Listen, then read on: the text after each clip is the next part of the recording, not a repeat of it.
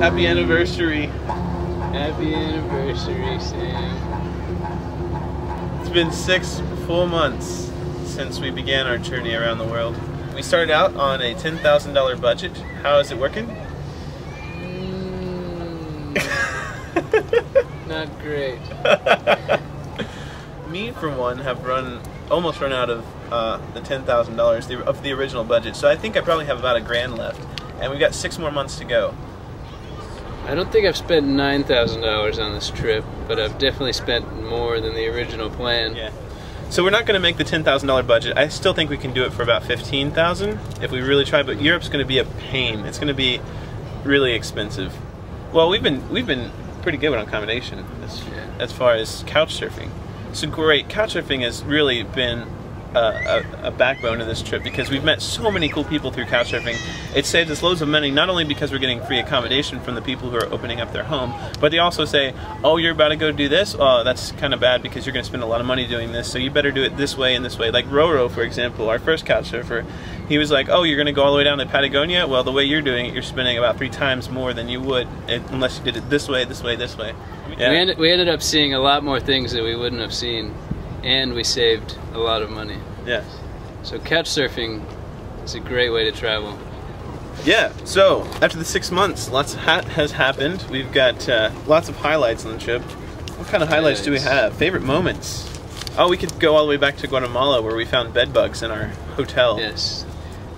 Finding bed bugs in my bed was definitely a highlight of this trip. Climbing a volcano in Guatemala, climbing down a waterfall in Torres del Paine.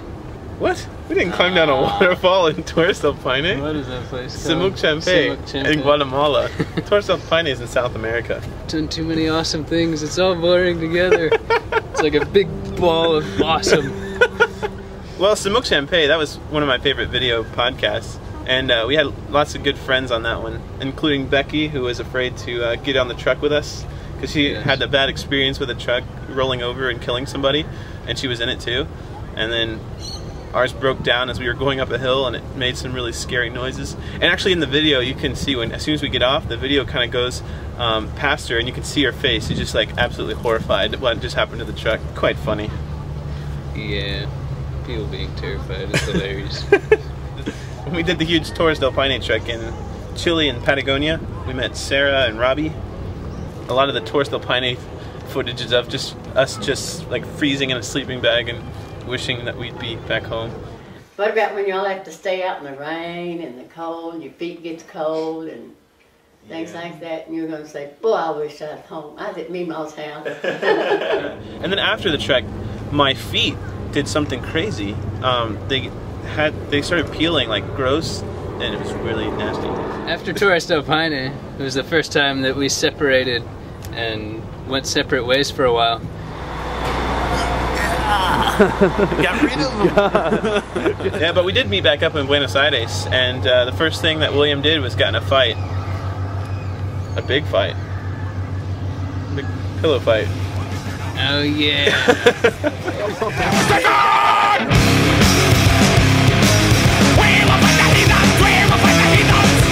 Skydiving in New Zealand was definitely a highlight. Skydiving. That was a highlight of the trip and my life.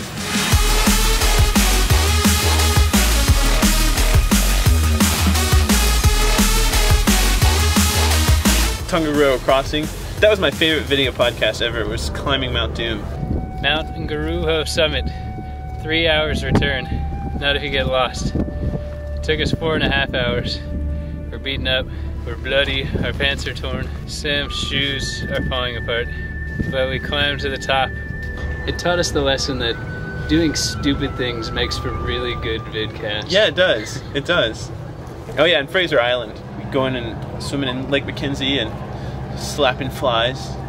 It was really enjoyable for me as well because I actually sold my big Jeep in order to go on this trip, and so to get to drive around in a 4x4 for a couple of days was really exciting.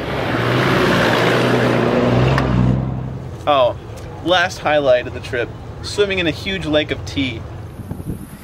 We are at a lake in Lennox Head, Australia, which is very unique because It is completely surrounded by tea trees, and the tea trees have roots that go way under the ground underneath the water, and they actually dye the lake red as if it were a lake full of tea.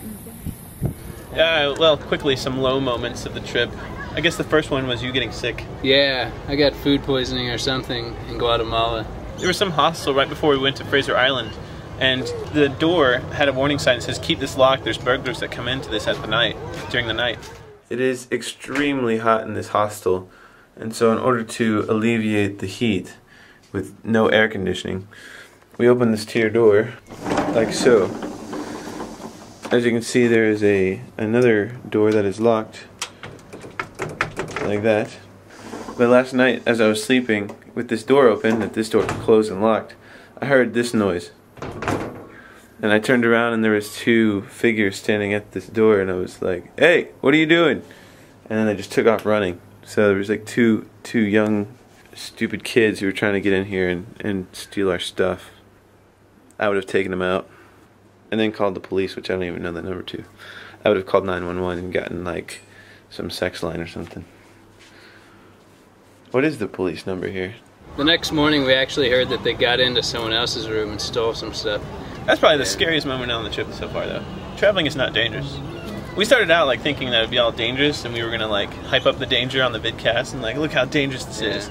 But like we can't even act like it's dangerous. I don't know why so many people in the States thinks it's dangerous. I thought it was too, so I started traveling.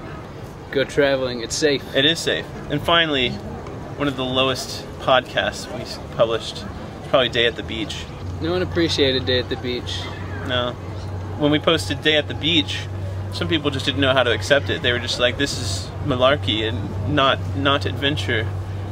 It was just us being goofy like we usually are with our friends. Which really some of our best times have been just hanging out with the people we've met and doing not really exciting things, just having a good time. I really wish we could have put a lot more footage into our video podcast. It's just sometimes we have to cut them, especially with the minisodes. You have to cut a lot of footage out. But even back in the in the episodes, we had, like for example in Guatemala, we had all this footage of Ruben, who's Mark and Andrea's kid. He's so adorable. Okay, 3, 2, 1, action. He goes after the race. He goes up to William, and he attacks him. Yeah, he just walks straight up to me, holding a rock, and as soon as he gets like 3 feet away, he just throws it at my face. Yeah, every once in a while I get a little cabin fever and decide to just go exploring somewhere. Yeah, you don't always go into places that are necessarily public areas, right? Yeah, I snuck through some farms in Chile to get to a mountain that I wanted to climb. And we figured out how to do a proper Tim Tam Slam when we got to Australia. Now, we introduced this on the video podcast several minisodes ago when William was doing it with cold milk. Apparently, doing Tim Tam Slams with cold milk is not technically a Tim Tam Slam. So here's how you do it. You just bite one corner. And then Just the corner. Just a little bit. What are you doing? What's this guy doing? Brilliant! You know what? Just put that down and start again. You can have that one later. Very good. You're doing well for beginners. Alright, so then all you do is you just put this end into your hot drink, and you're going to suck your hot drink through this part here. So it's just like a straw. Okay, so here we go. And then It's all soft in the middle. oh my gosh. You gotta suck it until fluid comes through, and then just wow. That's good. That's all on my face. Do that again.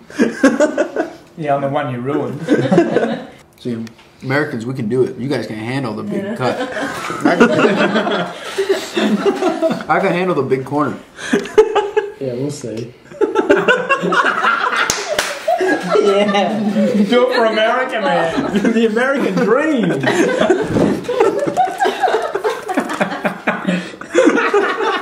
It doesn't work.